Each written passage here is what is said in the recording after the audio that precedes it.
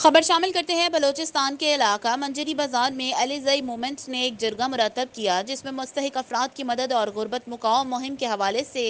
अलीज़ई कौम सरबराहान राइस आज़म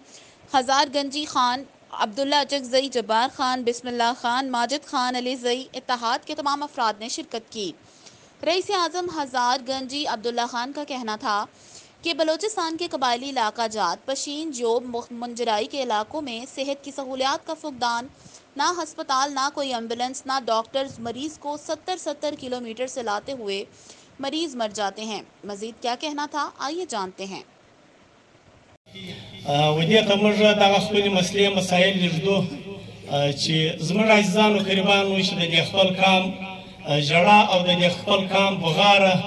اول د خپل عزیز د خپل قریب د خپل مشر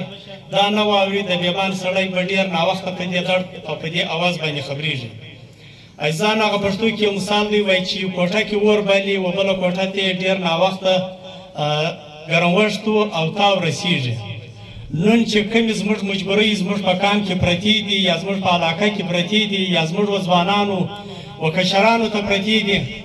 هغه د ما سه نیولې در دې کام د پنډال کې چې کم خلک ناستي ان شاء الله د ار سړي به دغه مجلس د خپل ځاني او د خپل کور وي.